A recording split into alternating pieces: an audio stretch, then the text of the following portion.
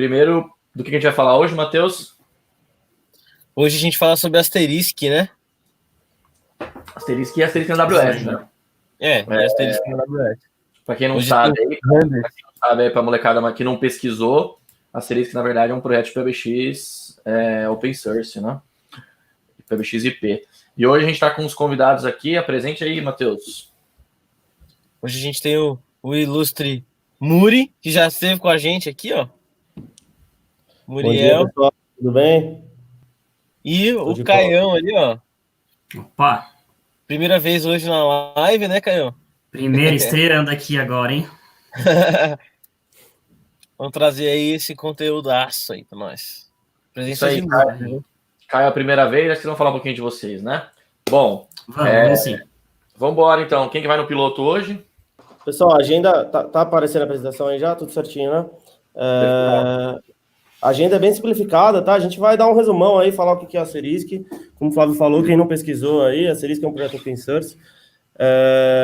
Quem usa a Asterisk, né? E, óbvio que a Daily Live sempre é sobre cloud, a gente também vai falar de se cloud e Asterisk combinam, né? Então, vamos lá. Falar um pouquinho só da gente. Bom, vocês já me conhecem aí, eu sou um dos sócios também da rede. Eu trabalho com a Asterisk desde 2006. Comecei na comunidade desde 2006. Apesar de a Asterisk ser um projeto mais antigo. Eu vim do mundo de Linux, né? Minha formação sempre foi em Linux. E fui trabalhar num fabricante de hardware nacional de placas de voz, que no momento estava querendo entrar no mundo de Asterisk, né? Então eles estavam buscando pessoas com conhecimento de Linux, e eu entrei nesse momento aí, trabalhei ali por quase 2 anos, e, cara, participei de muitos projetos de integração a nível Brasil, assim, como um todo, tinha a nível América Latina também. Foi um momento bem diferente aí, bem bacana, onde as empresas começaram a ter mais acesso à parte de telefonia, e mexer mais com telefonia, né? A gente tinha aquelas centrais telefônicas, trambolhão, grudado na parede lá, que ninguém sabia da manutenção, e a gente começou a colocar isso num servidor lá, o carinha da TI começou a cuidar disso também, né? Mais uma coisa para o cara de TI cuidar, né? Cara, como eu escrevi aí, foram vários projetos, vários servidores, muitas integrações, enfim. A minha experiência com cloud começou forte, né? Falar cloud native, né? Falar especificamente de AWS, né? Foi em 2015, e de lá para cá a gente já tem feito muitas coisas, muitos projetos legais. A gente tem um projeto hoje com uma solução, que é um produto, fazer um jabá de 1 segundo aqui, chama Live PBX, e um dia a gente pega uma live só para falar disso. E é isso, pessoal. Eu sou certificado DCAP. DCAP é uma certificação mundial que a Digium tem em relação ao projeto Core do Asterisk, né? Você tira a certificação sempre baseado na versão que é na época. Essa certificação eu tirei em 2010. Ela teve no Brasil prova 2 vezes só. Eu tirei a primeira vez que veio para o Brasil, eu tirei essa certificação. E é isso. Caio, se apresenta um pouquinho aí. Beleza. Bom, pessoal, como é minha primeira vez aqui na Daily Live da rede, vou falar um pouquinho sobre mim, para vocês se ambientarem aí. Eu trabalho na da rede desde 2015. Entrei na da rede como estagiário. Fiquei algum tempo como estagiário, e de lá para cá eu passei por diversos cargos dentro da empresa, né? Eu entrei como estagiário, fui para analista nível 1, analista nível 2, e agora eu estou como um gestor de célula dentro da rede. A minha primeira experiência com Asterisk foi quando eu entrei na da rede, meados de 2015 mesmo, já como estagiário, já começando a entender um pouco como funcionava a ferramenta, dando suporte para o usuário, adquiri bastante experiência nesse sentido. Hoje eu já participo bastante de implementação de Asterisk, de ferramentas de comunicação unificada também, né? Não só Asterisk dentro da rede.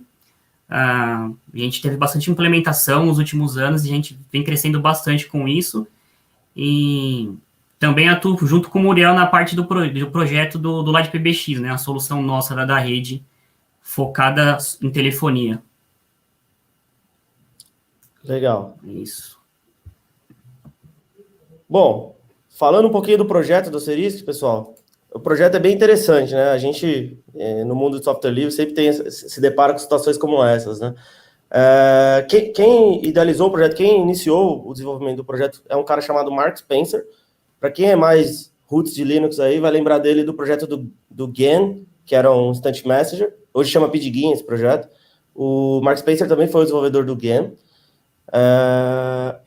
Ele começou, na verdade, o desenvolvimento desse core de um suposto PBX, porque em 99 ele abriu uma empresa que chamava Linux Support Services, que era uma demanda que ele via, ele é do Alabama, né? E ele via que existia uma demanda muito grande de mão de obra de suporte em Linux, né?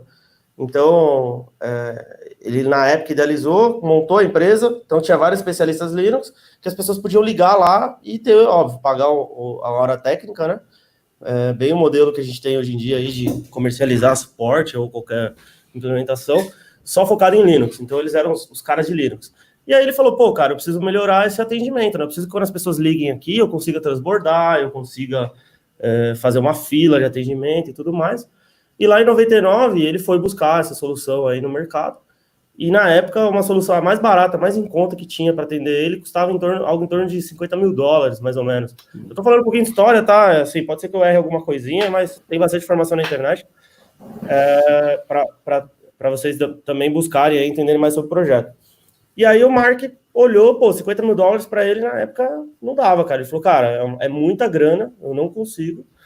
Então, como ele já era um desenvolvedor, enfim, já tinha um background grande aí, ele se formou em ciência da computação, ele pegou e falou, cara, eu vou desenvolver isso aqui em C e vou tocar o barco. E aí ele começou e desenvolveu o primeiro core lá do projeto Asterisk em 99, em 2001, ele mudou o nome da empresa, ao invés de continuar chamando LSS, né, que é Linux Support Service, ela se tornou Digium. E aí ela já começou com esse viés aí de trabalhar só pro Asterisk, porque de tão certo que deu a solução, a comunidade abraçou como um todo, né? Ele já era um cara de comunidade muito forte, a comunidade viu um potencial muito grande, apesar de existirem outros projetos de core, de PBX, né? Mesmo naquela época já existiam alguns, nenhum ganhou uma força tão grande como o Asterisk. E vem até hoje crescendo absurdamente. A gente tem um histórico aí de mais de 2 milhões de downloads por ano, algo em torno de 500 mil empresas utilizando o Asterisk pelo mundo inteiro. Enfim, a revolução do PBX realmente se tornou uma revolução, né? Porque as empresas sempre precisaram ter contato, ter telefonia, e a acessibilidade disso era muito difícil antigamente. E em 2018, a Digium foi vendida pela e a quem comprou foi a Sangoma. Eu não me recordo o valor agora, mas os valores foram divulgados. E a Sangoma, na verdade, ela é uma empresa que já, se eu não me engano, na década de 70, ela tinha um foco muito forte em placas de voz, né? Usar a telefonia, transformar a telefonia tradicional para a telefonia que houvesse alguma integração, né, digital, que houvesse uma forma de integrar isso. Esses fabricantes de hardware eles já existem há muito tempo, né, porque as operadoras sempre precisaram desse tipo de solução. E a Sangoma vem, né, desde aí da década de 70, comprando várias empresas, né, e ao longo dos anos, inclusive, que o Asterisk veio crescendo, a Sangoma foi, na verdade, adquirindo também vários projetos open source. A gente vai falar um pouquinho mais para frente, mas ao longo do projeto do Asterisk sempre surgiram os Asterisk distros, que a gente chama, né, que era aquelas distrinhos que você já tinha plug and play ali para instalar o Asterisk, LAMP, instalar tudo que você precisava ali para poder tocar o projeto. Tem a questão das placas também, né, Murilo? Não sei se vocês vão tocar, mas tem a questão da Digium também. Ela é muito conhecida por vender as placas. A placa, né? Na verdade, o software foi open source, mas ela vendia as placas, que as placas de FXS, FXOP, a integração com telefonia tradicional, com até PBX tradicional, né? Exato. Exatamente. E passar o slide aqui. Então, basicamente, a Asterisk é isso. A Asterisk é um projeto de software livre. E como tudo, né? Sempre começa com a necessidade, né? Pô, o cara precisou inventar algo para poder matar a necessidade que ele tinha, né? Tem um evento bem bacana, acontece anualmente, que chama AstriCon. Desde 2004 ele existe. Esse ano, acredito que não vai ter, eu não me inteirei para ter certeza se vai acontecer mesmo. É um evento que já conta desde que começou em 2004 com grandes players, então você ter uma ideia, os Platinum Sponsors desse evento são Intel, são grandes empresas. É um evento que movimenta muita gente, é uma comunidade muito forte. Você vê que tem mais de 86 mil devs ativos pelo mundo. Isso, para o projeto Open Source, é muita coisa, justamente por essa flexibilidade e por essa possibilidade que o Asterisk leva para muita gente, né? Então, a Digium, como o Flávio estava falando, ela também fabricou placas. Várias empresas fabricaram placas, né? E criaram seus conectores, né? O projeto do Asterisk é bem legal porque ele é bem modular. Então, o Asterisk, por ser um software que roda dentro de um sistema operacional, que é o Linux, isso é um mito, tá? Muita gente tem essa dúvida. Asterisk roda em Windows? Não, Asterisk não roda em Windows. Asterisk foi feito para Linux. Não... Existem outros projetos hoje, como o 3CX, que na verdade já migrou para Linux também, né? O 3CX nasceu lá, era um projetinho de PBX para Windows. Mas hoje já o 3CX comprou o Elastix, né, Caio? Isso, comprou o Elastix. Alguns anos atrás. Exato. Elastix é um dos projetos que eu chamei aí de Asterisk Distros, né? Ao longo dos anos foram surgindo esses projetos para facilitar a adesão do Asterisk, né? Porque se a gente voltar lá em 99, 2001, o mundo ainda estava vivendo a grande evolução da Microsoft, né? A formação Microsoft era muito mais forte que a formação de Linux dentro das empresas do mercado corporativo padrão, assim, né? Então, a gente fala aí do Windows Server 2000, então a gente tinha pouca mão de obra de Linux na época, né?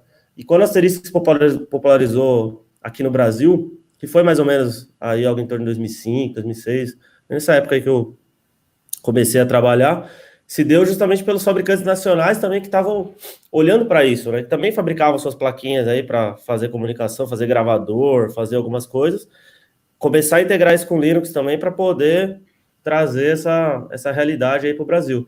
E isso, assim, na época de 2006 em diante, até por volta aí de 2013, o Flávio acompanhou bastante isso também, ele trabalhou com Asterisk nas empresas que ele atuou. Isso ainda era muito forte até em relação ao hardware, né? Porque o hardware era meio que necessário na época, porque ainda mais aqui no Brasil, que a gente tem sempre a nossa infraestrutura de telecomunicações no Brasil, ela é um pouco atrasada em relação aos Estados Unidos, por exemplo, né? Então, a realidade que eles tinham em 2006 nos Estados Unidos, aqui a gente estava, com certeza, 2 ou 3 anos atrasado. Então, o Brasil ainda consumiu por muito tempo placa de voz, né? E o que é uma placa de voz? Era um hardware que ia plugado no servidor, né? Então, você imagina aquele servidorzão lá, IBM, Dell, qualquer que seja, você tinha que abrir a tampa, colocar uma placa de voz lá dentro, você tinha que plugar a linha telefônica ali para poder fazer com que o atendimento telefônico da sua empresa funcionasse, né? E ao longo do tempo isso foi crescendo, né? Foi mudando de placa para gateway, né? E já era um puta de um avanço. Um gateway é um equipamento standalone para receber uma placa, e aí a comunicação se dá via SIP. E aí até hoje em dia que a gente tem já uma realidade muito boa, até no Brasil hoje em dia, de operadoras que já entregam isso em SIP mesmo, né? Em VoIP como um todo, né? Até complementando também o que o Muriel falou, dentro dessas outras distros, né, que utilizam um Asterisk como base, o FreePBX, que é uma bem conhecida, é uma das empresas que a Sangoma uniu ali junto com o Asterisk, né? Mas o FreePBX, a Sangoma adquiriu ele em 2015. O que essas ferramentas fazem? O Muriel comentou um pouquinho, eu vou só dar mais uma aprofundada nisso, que o pessoal geralmente que usa telefonia, algumas empresas que trabalham com isso, acabam não indo tão a fundo na questão do Asterisk em si, que é o core do negócio, né? Acabam usando o Elastix, o PBX e tal. O Elastix, como o Muriel falou, a 3CX tinha feito a compra, eu não me lembro agora da data exata, né?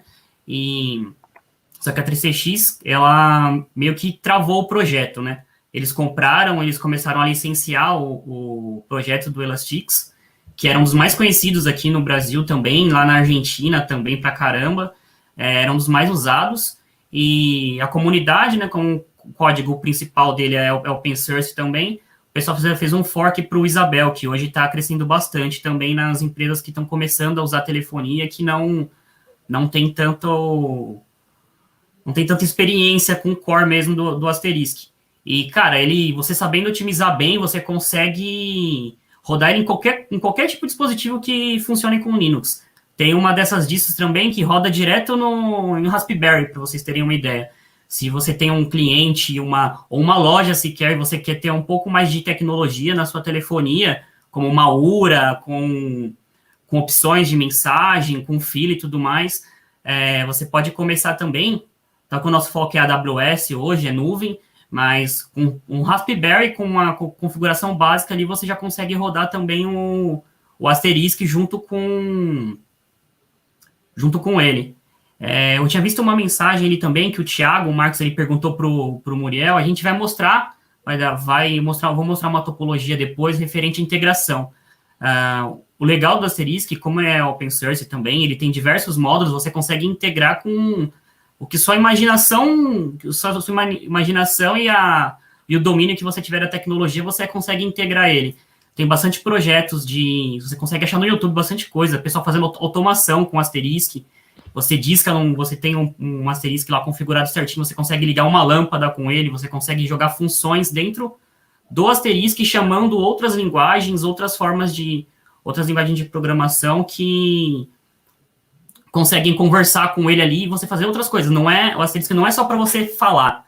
O pessoal acha que é só telefone, né? Quem que usa telefone hoje? Ou o Asterisk ele vai continuar por bastante tempo ainda? Cara, o Asterisk não é só telefone, não é só voz. Você consegue, ele tem módulos que você consegue utilizar, fazer vídeo chamada, você configurando tudo certinho, com os codecs corretos. Você consegue integrar com o Skype, antigamente o Skype for Business, né? Agora com Teams, também tem essa possibilidade. A gente até usa hoje isso e já também tem integração em outros clientes. Por causa da quarentena também, o pessoal tem que ter mais alternativas também, né? Não tem que ficar conectado num softphone, mais um sistema para fazer uma call de vídeo, mais um sistema para fazer uma call de voz. Então, com essa integração, você está na sua máquina, na sua casa, por VPN ou direto pelo link de internet, você consegue utilizar isso, né? Então, o seu cliente liga no seu número principal que você tem lá na sua empresa, e todos os seus funcionários trabalhando de casa, para o cliente é transparente. Vai tocar mensagem de URA, apresentação da empresa, vai tocar nas filas, tudo isso de forma remota, via internet, né? Só complementar isso. Se ligar no meu ramal da minha mesa, né, no meu DDR, cai aqui no meu Teams. E se eu quiser pelo meu Teams, buscar o número de alguém, eu ligo pelo tronco da empresa, saindo pelo número PBX da empresa. E se você ligar na nossa central, vai bater no Teams dos atendentes. Exato. Na verdade, complementando o que o Caio está falando, é exatamente o conceito de comunicações unificadas, né? Eu até mudei o slide aqui para as versões do Asterisk justamente por isso. Porque realmente nasceu lá como um PBX, mas o Asterisk ele é multifunção, né? E o legal do projeto é que o Asterisk, por ser modular, qualquer pessoa pode desenvolver um módulo e acoplar lá no Asterisk. Então, por exemplo, já teve uns doidos aqui no Brasil que desenvolveram lá no passado, lá quando a gente tinha esse problema de placa, um módulo que conectava numa plaquinha Bluetooth para poder funcionar com aqueles chipzinhos de celular Bluetooth. Então, cara, o que você imaginar? Hoje em dia, por exemplo, com IoT, tem muito projeto de IoT, de automação, com Sonoff. Eu já fiz projeto com Sonoff para automatizar, ligar as coisas ou desligar determinadas coisas. Eu ligo, digito uma senha e aí ele executa uma função. Assim, é um mundo, é um universo de possibilidades mesmo. Trocar senha no Active Directory, subir ambiente na AWS. Exato, exatamente. Exatamente. Então, desde a versão 15, no Core do Asterisk já virou esse conceito de vídeo também, de comunicações unificadas, né? Se vocês visitarem a página do projeto do Asterisk, que é asterisk.org, vocês vão ver que hoje o Asterisk, até por ter uma empresa que é a Sangoma aí, muito focada em querer vender as suas soluções customizadas do Asterisk, apesar dela não ter descaracterizado o projeto open source, tá? Isso foi bem legal. O Caio comentou em relação a 3CX comprar o Elastix e quebrar o projeto. Isso é muito ruim, né, quando acontece com um projeto open source, e aí surgiu os forks. Mas a Sangoma manteve, até porque senão perderia toda a essência e perderia todo o valor da compra que ela tinha feito, né? Então, o Asterisk continua muito ativo, continua crescendo muito. É um projeto de comunicações unificadas hoje, não dá para chamar só de PBX. Você usa ele como Media Gateway, então a pergunta aí do do Thiago Marques, é exatamente isso. Então, falando com Teams ou com Skype for Business, seja on-prime, seja na nuvem, ele funciona como um media gateway, na verdade, né? Onde ele só está roteando as chamadas e tratando esse tráfego, mas isso pode ser muito além, tá? A gente pode adicionar a possibilidade de gravar essas ligações, de auditar, de criar triggers, enfim. Para call center, então, nem se fala, né, Caio? Quantas integrações a gente já fez, quantos tipos de projetos diferenciados aí para cada cliente, né? Sempre entendendo aí a necessidade. Então, vai desde computar as informações no CRM do cliente, no Pipedrive, no Salesforce, seja lá qual for a solução do cliente, a gente vai trabalhando, empacotando e acompanhando esses releases, né? Então, o desafio de quem trabalha com Asterisk hoje é, óbvio, acompanhar os avanços. A grande vantagem é o projeto ser open source e seguir uma linha bem retilínea aí de avanços, né? Então, hoje em dia é muito mais fácil integrar, porque o projeto já está muito focado em API. Antigamente, a gente tinha que desenvolver um monte de coisa lá, um monte de script por trás, e hoje em dia já está muito mais fácil. Eles mesmos fazem, a própria Sangoma, junto com a Asterisk, já estão facilitando isso, né, com essa parte de integração. As versões do Asterisk também, eles funcionam da mesma forma como a distro Linux mesmo, com o Ubuntu da vida, que utiliza a versão Standard e LTS, né? É bem legal. Eu coloquei uma topologia aí, bem simplificadinha, só para demonstrar um pouco, né, dos dois ambientes, tanto um ambiente direto on-premise quanto em nuvem, né? Como foco em nuvem, a gente fez aí, a gente tem uma topologiazinha simples aqui, mostrando a pessoa dentro do ambiente on-premise, né? O PBX do cara tá lá na AWS, o Asterisk tá rodando lá na AWS de N formas, né? Igual eu coloquei no slide aí. Não tem uma forma certa de se fazer, né? Tem a forma melhor pro seu negócio, pro negócio do seu cliente.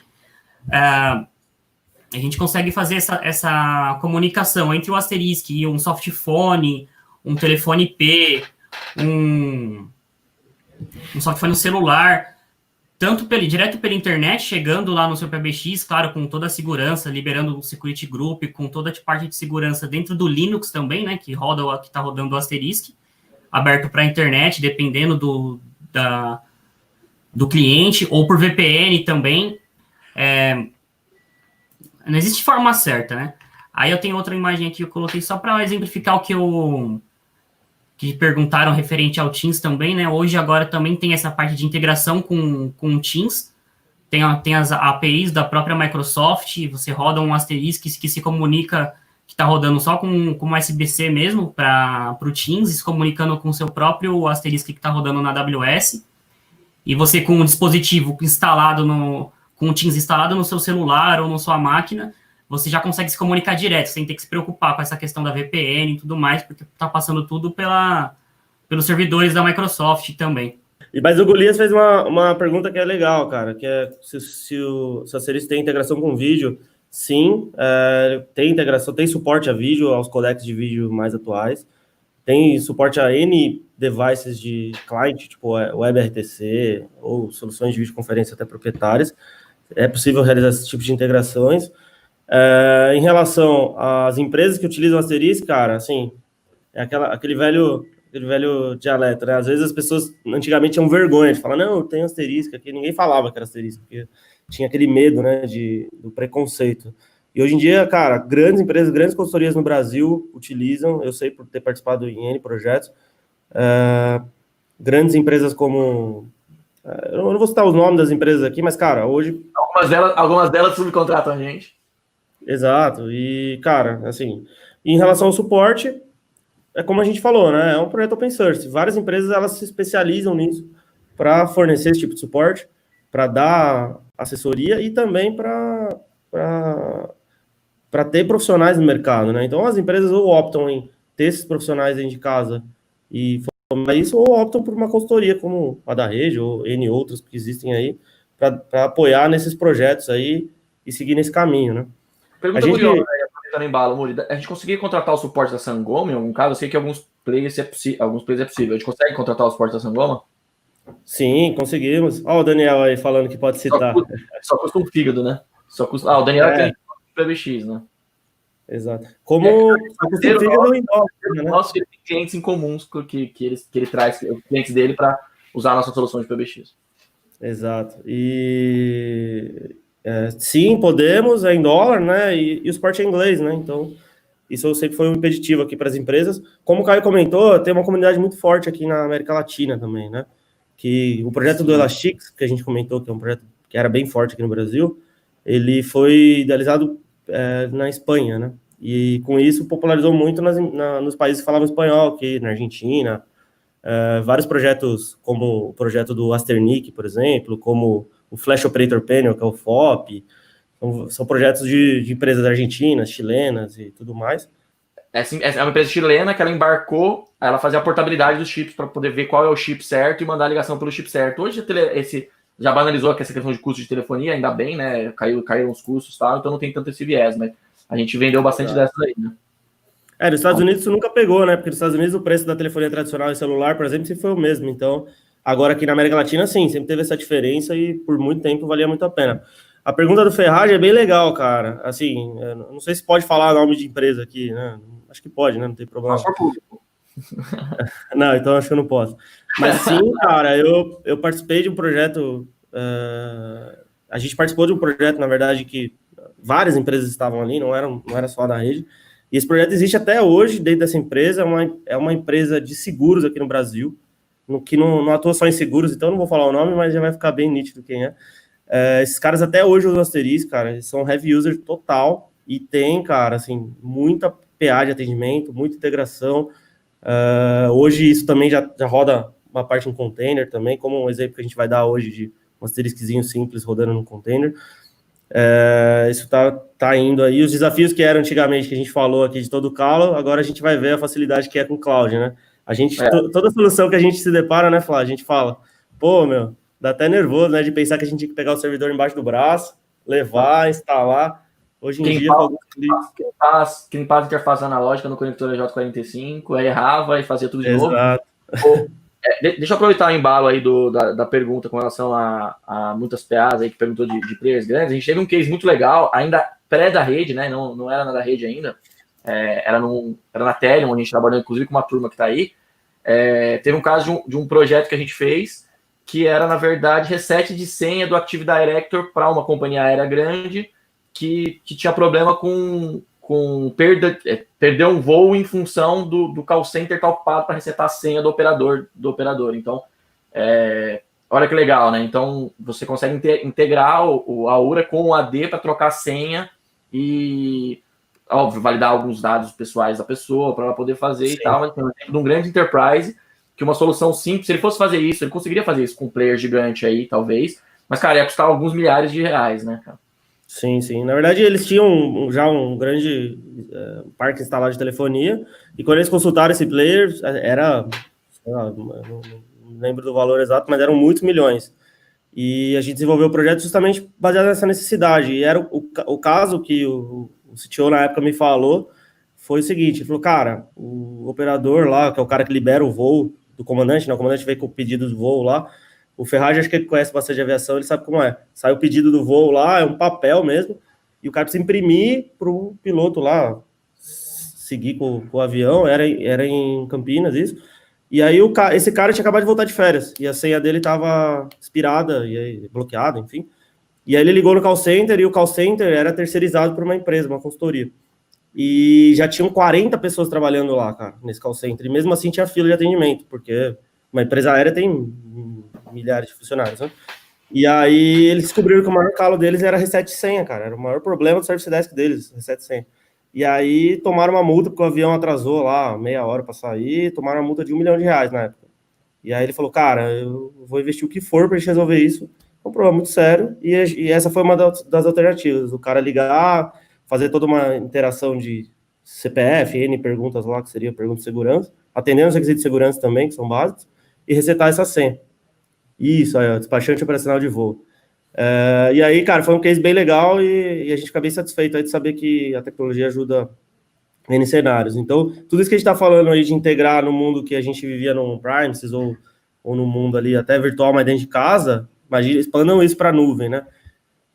Onde tudo é automatizável, tudo via API. Aí a pergunta, que eu não sei se tá no roteiro aí, né? A gente está até com o tempo curto já, mas E levando isso para a AWS, como é que fica a questão de latência, a questão que, na verdade, acho que uma dúvida que todo mundo tem, todo mundo sabe. Sim. Por exemplo de problema de latência, a gente usa VoIP, né? Sempre assim. Vai falar um problema de latência, a gente fala de latência, fala, então, se a aplicação for VoIP é ruim, se a aplicação for VoIP fica lento. O DP, VoIP usa o DP porque tem que ser mais veloz e tal. Então, Flávio, como é que fica isso? Como é que tá resolvendo isso? Ô, Flávio, embarcando na sua pergunta, ó, já que o Muriel vai responder, toma essa aí, ó. Hoje não existe um serviço ali que a AWS empacotou que chama PBX, por exemplo. Né? Existe o Connect, que é uma solução de contact center da AWS, mas que não tem disponível no Brasil justamente pelos problemas que a gente tem aqui de burocracia, da Anatel, porque praticamente para a AWS vender o Connect aqui no Brasil com o número do Brasil, a AWS teria que virar uma operadora. Então o Brasil tem esses problemas aí. Foi o mesmo problema que o Skype teve quando veio para o Brasil, que fez uma parceria com a Transit lá, mas tomou bastante na cabeça. A AWS, né? Se abrir a plataforma para conectar SIP, resolve. Porque hoje a plataforma só usa números da própria AWS, entendeu? E aí você é obrigado a fazer mesmo nos números que só tem nos Estados Unidos, né? Então, se abrir SIP, resolve. Lança no Brasil, a galera vai usar Connect a dar com pau, entendeu? Que é a parte de URA, Contact Center, integrado, e funciona bem, né, Muri? Funciona bacana. E até fazendo um gancho aqui, tem um grande player de fora que comprou uma empresa aqui no Brasil, que tá forte agora, que é um player de telefonia com API, todo mundo deve saber aí, veio bem forte agora para o Brasil e acabou comprando uma operadora aqui, porque sabia que esse problema da Anatel existia. Então a gente com certeza aí vai ter mais um player aí para fornecer APIs e tudo mais. A AWS com certeza fornecendo o Connect aí com essa abertura para colocar um SIP trunk conectado, vai trazer bastante serviço aí para a gente. Mas, Ricardo, sim, inclusive o lab que a gente vai mostrar é exatamente isso. É um asterisco rodando num containerzinho. E eu vou falar, vamos só voltar na apresentação então para responder a pergunta do Flávio, que é bem pertinente. A gente falou de todo esse histórico aí, justamente porque os antigos, fazendo esse paradigma aí, o paralelo, a gente tinha os antigos desafios que eram o quê? Pô, a minha telefonia chegava numa linha que vinha do poste, cara. Eu tinha que ter placa, eu tinha que estudar compatibilidade de hardware. Então, quando eu ligava na Dell, eu tinha que saber qual era a versão do PCI que ia conectar lá, porque senão podia dar pau na minha placa. Eu tinha que comprar servidores, então eu tinha que fazer aquele CAPEX lá, que são os mesmos problemas que a gente tinha cloud para rodar um Windows Server, por exemplo, a mesma coisa. E a gente tinha uma grande deficiência no Brasil de backbone de internet, né? Os nossos links de internet não eram tão velozes, nem tão com tanta qualidade, né? Hoje é ruim, antes era péssimo. Oi? Hoje é ruim, antes era péssimo. Exato, e hoje até a gente vivendo esse advento aí da pandemia, cada vez mais está se provando, né? A gente está vendo aí que tudo evoluiu, né? Não só os links de internet aumentaram a capacidade ou melhoraram a qualidade, os próprios codecs melhoraram, né? Então a Microsoft, por exemplo, comprou o Skype porque o codec, a implementação de LBC no Skype era ferrada, e isso melhorou ainda mais aí com o avanço do projeto e virando o Teams hoje, como a gente falou, né? Uma plataforma de comunicação unificada que permite integrar outros pontos aí. E aí a gente vem com esses novos desafios. Pô, beleza, eu vinha com todo esse problema aí, essa demanda aí do passado, e como é que eu transformo isso em cloud, cara? Onde, se a gente falar de uma arquitetura serverless, por exemplo, onde a gente fala que, cara, como é que eu vou colocar um serviço de real-time lá, né? A AWS tem um paper bem bacana, cara, que traduz bem essa implementação de soluções real-time em cloud, em nuvem, né, na AWS. A gente tem esses adventos, né, mas a gente também tem o lado bom, né, cara? Pô, asterisco roda em x86, mas, cara... E todos os agregados, né? A gente falou das distros, por exemplo, beleza, eu tenho um PBX, mas eu quero gravar minhas ligações, onde que eu vou armazenar isso? No método tradicional no servidor, eu rodava lá o meu Linux, numa VM ou numa máquina mesmo, física, e aí eu tinha que ter X de disco, tinha que ter X de memória, X de capacidade computacional para fazer isso. Em cloud, cara, como todos os outros serviços, a gente coloca isso tudo em microserviço, tudo isso dá a César o que é de César, né? Então, pô, beleza, eu vou gravar, pô, eu tenho S3 lá, cara, que se eu quiser ter acesso rápido, eu vou pagar por um valor, mas se eu quiser que essa gravação fique lá, congelada lá, eu jogo no Glacier com uma política de retenção, onde eu vou pagar muito menos. Quer chamar uma APIzinha ali, cara, por que não? Subo a API uma função cara, ou subo um podzinho no Kubernetes existente, né? Ou o próprio asterisco pode ser um pod no Kubernetes existente, né? Exatamente. E aí a gente fala de banco de dados, eu quero gravar os os registros das ligações, do detalhamento, lá o tempo, ou até do meu call center, né? E aí eu tenho um RDS para isso, e por aí vai, né? Então, assim, os novos desafios são, eu acredito, eu que vivi essa experiência aí, eu vejo que são muito mais fáceis de superar do que os antigos que a gente tinha, né? Porque tá na nossa mão, né? Então, até fazendo um gancho, Cloud versus Asterisco, dá certo? Sim, claro que dá certo. Vem só para avançar. Óbvio que a gente tem outros desafios. Então, se a gente pegar ali os tipos de implementações, né? Assim, como o Caio sempre fala, isso é uma máxima do Caio. Não existe jeito certo, né? Existe o jeito que é o que vai atender a solução do nosso cliente. Todos têm que funcionar, óbvio, mas existe o tamanho certo. Uma máxima do Flávio é não dá para comprar um cofre para guardar um pacote de bolacha. Então, a gente tem que adequar aí a solução e crescer com viés aí em cloud com o que o cliente precisa, né? Então, se a gente pensar hoje, para quem está assistindo essa live, e hoje já roda o seu Asterisk lá dentro de casa, no seu VMware, ou roda no servidor físico mesmo, onde a gente fala do Cloud Endure, cara, onde você pode pegar e jogar toda essa implementação que você tinha direto para a nuvem. E já, de repente, ou usar como site de contingência, né? O Cloud Endure tem essa possibilidade também, e fazer ali um V2V. Então, você pega o seu ambiente on-premise que você tinha e vai para a nuvem. Um V2C, agora com o Cris, é V2... V2C. V2C, né, Cris? É um V2, uma VM para cloud pública, né? Isso aí. Ou a gente pode instalar o Asterisk, né? O Asterisk, você entra em asterisk.org e baixa lá, de acordo com toda aquela lista de versões que a gente colocou. Você vai lá, sobe sua EC2 com Linux, Amazon Linux, e instala o seu Asterisk puro lá, e vai conectando os serviços AWS que mais te interessarem. Pô, eu vou precisar ter banco de dados? Eu quero cuidar eu quero instalar o MariaDB lá, o MySQL, o Postgres e usar isso? Não, eu quero usar isso como serviço. E como o Flávio falou, executar funções, cara. Então, trabalhar com API Gateway, com Lambda, enfim, N outras coisas.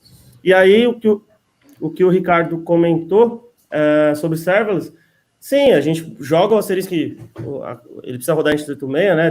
Tem que rodar ali com algumas coisas, a gente joga ele no container e também utiliza ali do tamanho que a gente precisa, né? Pode rodar no SSH Fargate, por exemplo, né? Pode rodar no SSH Fargate. Pode rodar no SSH Fargate, por exemplo. Que Exatamente. Lembrando que ainda, né, o Asterisk tem uma dependência grande, cada vez mais está se quebrando com a persistência em disco, né? Sim. Ele tem uma dependência grande com persistência em disco, mas, por exemplo, com Fargate, disco temporário, outros projetos, outros módulos, até uma integração aí que a gente brincou lá no grupo do Telegram, que é o FS para Lambda. Quem sabe a gente não vai portar para Lambda o Asterisk, agora que tem FS, pode gravar localmente num ponto de montagem, quem sabe, né? Sim. E funções como essa, por exemplo, de um simples Media Gateway, a gente não tem esse problema da persistência, a gente roda num container, cara, tranquilamente, cara. Então, para integrar o Teams com o PBX legado, por exemplo, cara, facilmente a gente sobe. Só respondendo a pergunta do Golias, você acha legal a empresa desenvolver e montar uma infra em cloud privada para atender a empresa, ou é melhor contratar um SaaS? Cara, esse momento de pandemia mostra isso pra gente que, cara, tudo que fica dentro de casa vira um grande problema depois, né? Então, sim, cara, eu acho que é buscar soluções, se não é o foco da empresa, com certeza buscar uma empresa que atenda aí com SaaS, né, que tenha uma solução para isso, e para a empresa continuar focada ali no negócio dela, né? E vamos lá, pessoal. Uma instância para rodar 50 ramais aí em São Paulo, vocês conseguem estimar fácil aí, mais ou menos, o custo? Cara, você consegue rodar free tier 1 ano com a Asterisk, cara. Assim, a gente já fez muitos labs, né, cara? Uma instância hoje free tier, ela aguenta 50 ligações simultâneas tranquilamente, cara. Entendeu? Então você pode aí, com uma conta nova, subir de graça 1 ano de banco de dados, de instância C2, enfim. A gente não pode esquecer que esse tipo de projeto que é mais antigo, né, e que usava recurso muito escasso lá em 99, né, ele usa praticamente as mesmas boa parte das mesmas tecnologias e protocolos de agora, óbvio, evoluindo algumas coisas, mas só para melhor, nunca para pior. Então, o recurso que usa é muito pouco e o recurso computacional está cada vez mais barato, né? Então, faz sentido. Agora tem um ponto, assim, né? Subir um PBX em São Paulo ou fora de São Paulo? Tem uma pergunta aí que o Flávio Hessia de São Paulo fez.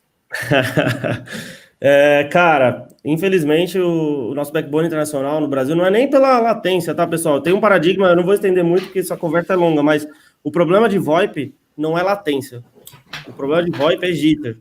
Você pode ter uma latência alta. Então, o ser humano ele não percebe diferença de latência até 250 milissegundos.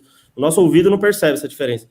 Mas, então você pode ter um satélite rodando VoIP? Pode rodar em satélite VoIP. Você vai perceber um pouquinho ali aquele delay, mas a qualidade não é um problema. Então, daqui para os Estados Unidos, a latência está por volta de 100 milissegundos, Flá? 110, depende da sua operadora, né? O problema está entre a operadora e Exato. Para Miami, né?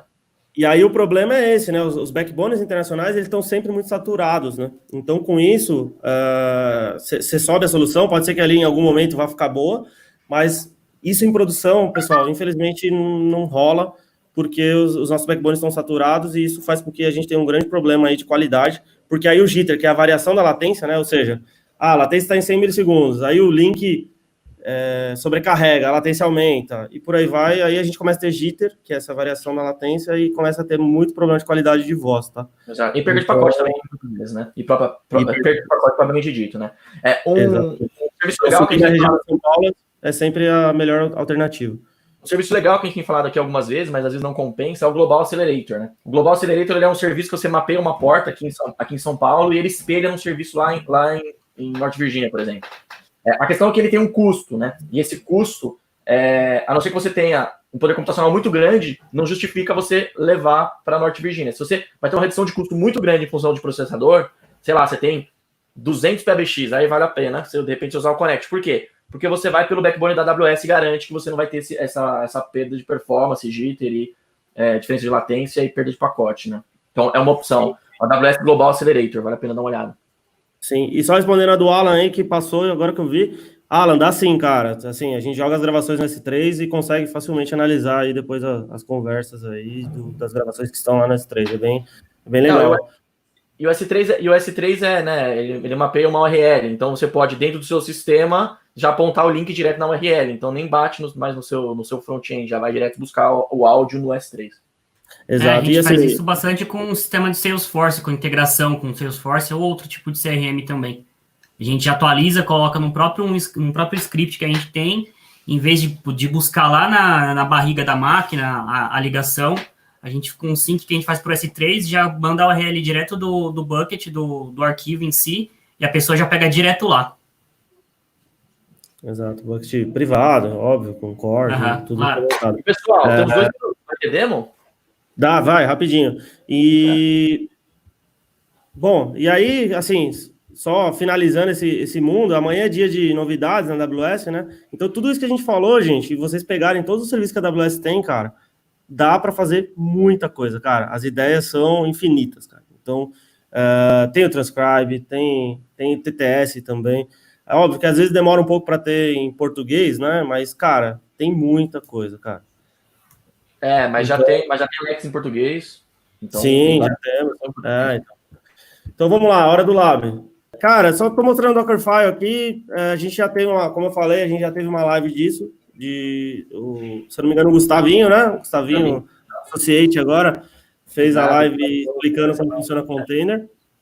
Então tem o Dockerfile aqui para subir um Asterisk. Então, cara, muito simples. É legal falar que o projeto do Asterisk, você pode subir em qualquer Linux, óbvio, né? Mas o core do Asterisk, eles sempre recomendam seguir o fork do CentOS, né? Se foi lá atrás era em Red Hat e eles recomendam que você siga CentOS. Então, eu subi aqui um containerzinho rodando o Asterisk 17 na última versão, né? Então, via Git, a gente vai buscar a última versão lá, sobe, compila. E eu já configurei um ramal aqui. E aí, aqui que é a cerejinha do bolo, né? A gente tem alguns adventos com a telefonia, né? NAT é um deles, né? NAT é um problema sério. Né? E aí, eu já subi com limite de porta para que a gente possa... E Docker e container tem um limitador que são portas, né? E voz, em geral, o Asterisk de padrão, ele vem com o range de 10 mil a 20 mil para você trafegar a voz. Então, são muitas portas e um container não precisa de todas essas portas para funcionar. Então, eu já deixei o container rodando aqui. E lá na live de redes, né, a gente já falou, na primeira live de redes, a gente já falou que na AWS, tal qual em outras clouds, você tem NAT para todo lado, né? Então, NAT 1 para 1 para IPv4 tem NAT para todo lado. Então, tem sempre uma atenção redobrada com relação a isso. Exato. Tá muito grande aqui, até acho que dá para ver, né? Então, aqui, a instância está rodando já, eu tô redirecionando a porta 5060, e eu só passei 10 portas aqui, então de 10.000 a 10.010 aqui, e lá na configuração da asterisco eu também já alterei. Então, eu vou conectar aqui no containerzinho, para vocês verem. Eu vou conectar um ramal lá para vocês verem. Eu configurei um ramalzinho para a gente poder fazer nessa live aqui. Então a gente já tem aqui um Asterisk 17, que está na última versão, rodando PJ-CIP. O projeto CIP vai sair, o CIP vai... Ah, pessoa jurídica agora, o CIP? Eu não sabia. Exato, Eu vou conectar agora o softphone aqui da minha máquina para fazer uma ligação para vocês verem. Aqui, eu abri o softphone, ele já registrou, como eu mostrei ali no Dockerfy. Depois eu posso compartilhar com vocês aí o Dockerfy, o meu usuário lá no Docker Hub, é Burial Martins. E aí eu já deixei um contextinho, quando eu discar... Ó, coisa linda, hein? Ó, Famoso TT-Monk. o famoso TT-Monk. Então, sim, Asterisk já dá para ser serverless aí. E é isso, pessoal. Isso que a gente queria mostrar, a facilidade. Muito legal. Muri, Caio, cara, parabéns aí pela apresentação. Obrigado por compartilhar um pouco do conhecimento com a gente aí. Cris, obrigado de novo. Mateuzinho, valeu. Pessoal, obrigado por ter participado aí. Valeu, Estamos à disposição pessoal. aí.